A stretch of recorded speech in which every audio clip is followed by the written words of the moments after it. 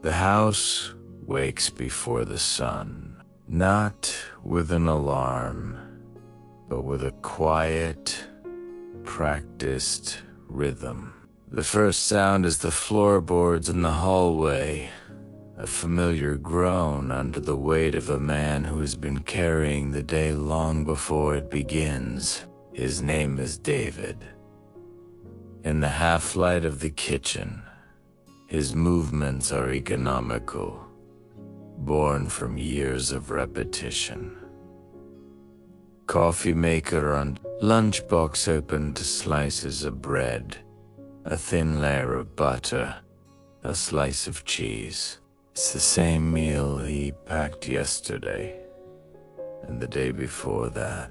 His hands, rough and calloused, move with a purpose that belies the exhaustion settled deep in his bones. He looks out the small window above the sink, not at the emerging dawn, but at the reflection of the room behind Emma. Space held together by routine and silent promises. A stack of envelopes sits on the corner of the counter. Bills.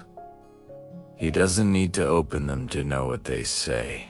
He just knows they are there. A quiet testament to the gap between what is earned and what is owed. He carefully folds a particularly insistent-looking one and tucks it under the sugar bowl. A small, unspoken act of postponement. A few minutes later, Sarah enters the kitchen. She moves like water, flowing into the spaces he has just left. Her smile is soft as she hands him his travel mug of coffee, but her eyes hold a weariness that mirrors his own. They don't speak much in the mornings. Words feel too heavy for the fragile peace of dawn. Their shared silence is a language of its own, filled with everything that doesn't need to be said. The worry about the car's strange new noise, the cost of new school shoes, the unspoken fear that they are running in place. He touches her arm, a brief, solid gesture. It means, I'm going. It means, I love you. It means, I'll be back. And then he's gone, the front door closing with a soft click that echoes in the stillness. Sarah stands alone in the kitchen for a moment, the warmth from his touch still on her skin. She takes a deep breath, the first one she feels is truly her own all morning. Her day is a different kind of marathon, one measured not in miles traveled to a job site, but in the countless small tasks that keep their world spinning. Waking the kids, making breakfast, packing lunches with a little more care than David packs for himself. A piece of fruit here, a small note there. Her own dreams, the ones she had before the children, before the mortgage, are like old photographs tucked away in a dusty box. She knows they're there, but she rarely takes them out. There just isn't time. The children, 10-year-old Leo and 7-year-old Maya, come to the breakfast table like sleepy little birds. They eat their cereal in a comfortable quiet, sensing the unspoken tension in the air. Children are like that. They can read the atmosphere of a home better than any barometer. They see the forced brightness in their mother's smile and hear the exhaustion in their father's voice, even when he's trying to be cheerful. They don't understand the numbers on the bills or the long hours at the factory, but they understand the weight. It's in the way their mother sighs when she thinks no one is looking. It's in the way their father falls asleep on the sofa just minutes after getting home. Love is the wallpaper of this house.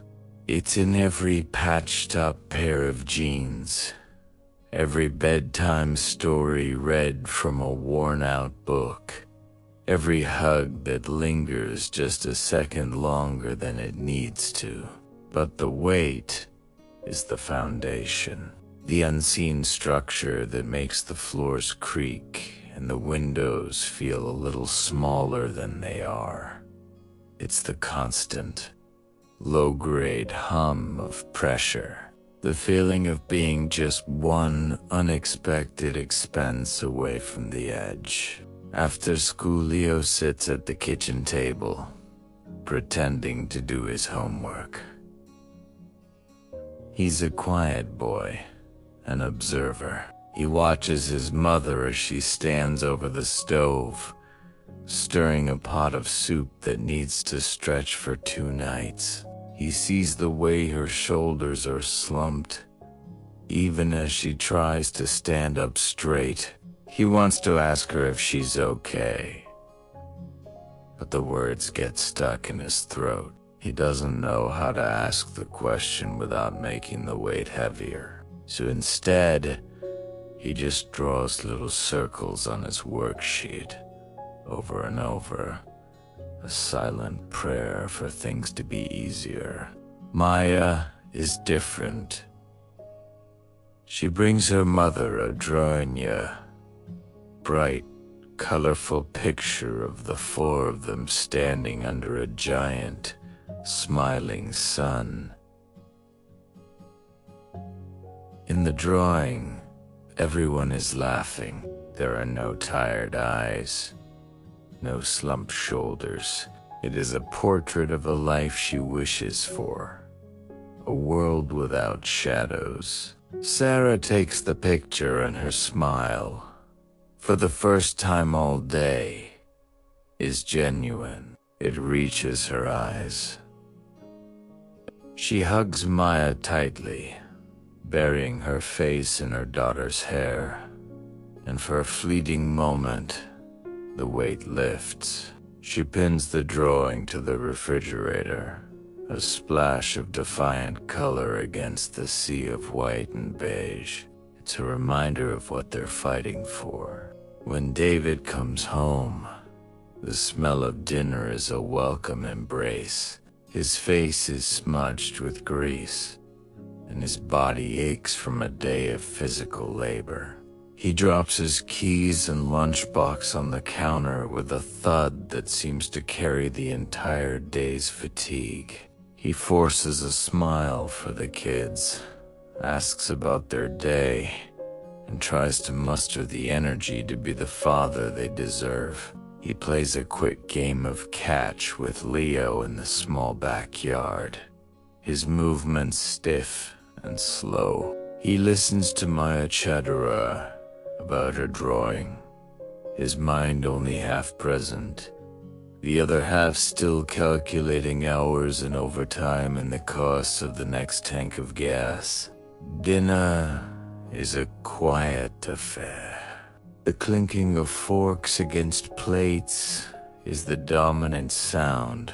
They talk about small things, a funny story from school, a problem at work, but they skate around the edges of the big things. The unspoken truths hang in the air between them. The mortgage is due next week. The car needs a new transmission, and neither of them has had a full night's sleep in months. They are a team, David and Sarah, but they are both so tired of playing the game. Each one is carrying their own burden in silence, trying not to add to the other's load. They believe this is just another difficult season, a rough patch they have to get through, just like all the others. They look at each other across the dinner table, a silent acknowledgement of their shared struggle, their shared love. They didn't know it was the last quiet moment, the last normal Tuesday. They didn't know that the ground beneath their feet was already beginning to fracture, that the routine they clung to was about to be shattered. They believed this was just the way things were. They didn't know it was the last moment before everything would change.